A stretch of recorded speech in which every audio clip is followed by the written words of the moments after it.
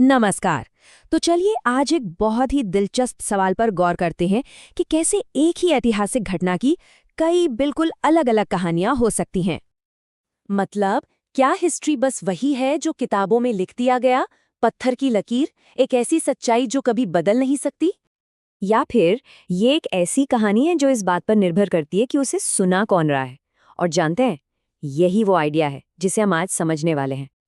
अच्छा, इस बात को बेहतर ढंग से समझने के लिए चलिए एक बहुत ही सिंपल, शायद थोड़ा बोरिंग सा लगने वाला उदाहरण लेते हैं। एक नया स्कूल बनाने के बारे में एक सरकारी फाइल। सुनने में बड़ा मामूली लगता है ना? पर देखिए, ये एक फाइल हमें कितना कुछ बता सकती है। तो चलिए, इसको थोड़ा खोलते हैं। एक तरफ है कॉलोनियल एडमिनिस्ट्रेटर, यानी अंग्रेज अफसर। वो इसे कैसे देखता है? वो कहता है, देखो, हम यहाँ प्रोग्रेस ला रहे हैं, लोगों को सभ्य बना रहे हैं। ये तो व्हाइट मैन्स बर्डन है। लेकिन दूसरी तरफ एक राष्ट्रवादी नेता उसी फाइल को देखता है और उसका नजरिया बिल्कुल अलग है। वो कहता है, ये कोई नेकी नहीं, ये तो सांस्कृतिक हमला है। बजट इतना कम क्यों है? सिलेबस में क्या है? ये स्कूल तो सिर्फ अमीर लोगों के लिए है। और रुकिए, कहानी अभी खत्म नहीं हुई। पिक्चर में एक तीसरा एंगल भी है। सोचिए, एक फेमिनिस्ट एक्टिविस्ट उसी फाइल को देखती है और उसका पहला सवाल क्या होता है? लड़कियां कहाँ हैं? क्या लड़कियों के लिए अलग टॉयलेट जैसी बेसिक सुविधाएं भी हैं? ये तो पूरा का पूरा प्लान ही मर्दों को ध्यान में रखकर बनाया गया लगता है। तो अब जब ये कॉन्सेप्ट थोड़ा बहुत साफ हो गया है, चलिए इसे एक बहुत बड़े कैनवस पर अप्लाई करते हैं, भारत के स्वतंत्रता संग्राम पर। लेकिन रुकिए, अलग अलग कहानियों में कूदने से पहले एक बेसिक स्टोरी लाइन तो पता होनी चाहिए, है ना? मोटे तौर पर इस पूरी कहानी को हम 2 सीजन में देख सकते हैं। सीजन 1 समझिए एक 4 खिलाड़ियों वाला गेम था। भारतीय रियासतें, एक ब्रिटिश कंपनी, खुद ब्रिटेन की सरकार और आम जनता। बहुत कॉम्प्लेक्स। और फिर आता है सीजन 2 जो काफी सीधा था। भारतीय लोग और ब्रिटिश राज के बीच 2 खिलाड़ियों का सीधा मुकाबला। ठीक है, तो अब हमारे पास एक बेसिक फ्रेमवर्क है। अब देखते हैं कि इस कहानी को 2 बिल्कुल अलग, एक दूसरे से एकदम उल्टे नजरियों से कैसे बताया गया। पहला नजरिया है कॉलोनियल, यानी अंग्रेजों का। उनका क्या कहना था? वो कहते थे कि देखो, भारत तो बिखरा हुआ, आपस में लड़ता हुआ देश था। हम आए और यहाँ पर व्यवस्था और सभ्यता लाए। ये तो हमारा बोझ था, हमारी जिम्मेदारी थी। तो जाहिर है, इस कहानी का हीरो कौन हुआ? ब्रिटिश एडमिनिस्ट्रेटर, वो जो पिछड़े हुए समाज में मॉडर्निटी और स्थिरता ला रहा है। लेकिन फिर आता है नेशनलिस्ट, यानी राष्ट्रवादियों का जवाब। और उनका जवाब सिर्फ इमोशनल नहीं था, बल्कि डेटा पर आधारित था। उन्होंने ड्रेन ऑफ वेल्थ का कॉन्सेप्ट सामने रखा।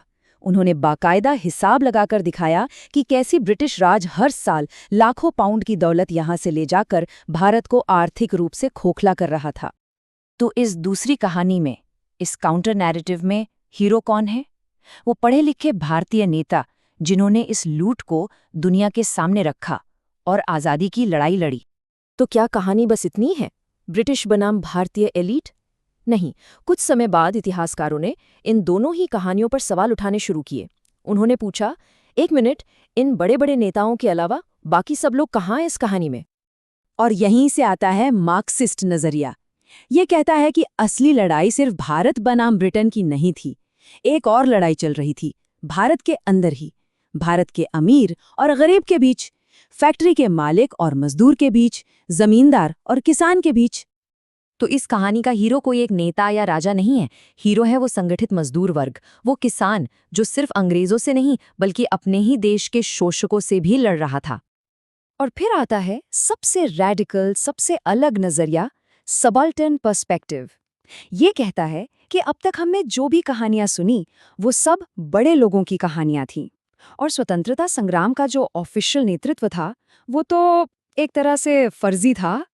सबाल्टर्न इतिहासकारों के मुताबिक असली हीरो तो वो आम इंसान था, किसान, आदिवासी, मजदूर, जिसकी आवाज इतिहास की किताबों में कभी सुनाई ही नहीं दी। ये वो लोग थे जो अपने दम पर, अपने तरीकों से लड़ रहे थे, बिना किसी बड़े नेता के डायरेक्शन के। तो इतनी सारी कहानियां, कॉलोनियल, नेशनलिस्ट, मार्क्सिस्ट, सबाल्टर्न, आखिर इन सब का मतलब क्या है? चलिए अब इस पूरी बातचीत का निचोड़ निकालते हैं। तो हमने देखा कि कैसे एक ही दौर की 4 बिल्कुल अलग अलग कहानियां हैं। एक कहानी है सभ्यता लाने की, दूसरी है एलीट नेताओं की आज़ादी की लड़ाई की, तीसरी है देश के अंदर ही वर्ग संघर्ष की, और चौथी है उन गुमनाम आम लोगों की जो असल में हीरो थे। तो सवाल उठता है, इनमें से सही कहानी कौन सी है? सच क्या है? और जानते हैं, यही सबसे जरूरी बात है। इतिहास पढ़ने का मकसद किसी एक सही कहानी को खोजना ही नहीं है। असली मकसद ये समझना है कि इतनी सारी कहानियां मौजूद ही क्यों हैं। हर कहानी सुनाने वाले के नजरिए को, उसके मकसद को समझना ही असली ऐतिहासिक समझ है। तो चलिए इस बातचीत को एक सवाल के साथ खत्म करते हैं। अपने देश के इतिहास के बारे में सोचिए। जो कहानियां हमें सुनाई जाती हैं वो किस नज़रिए से हैं, और किसकी कहानी है जो शायद हमें कभी सुनाई ही नहीं गई। क्योंकि इतिहास को समझना सिर्फ ये जानना नहीं है कि क्या हुआ, बल्कि ये समझना भी है कि हमें ये कैसे पता है कि क्या हुआ।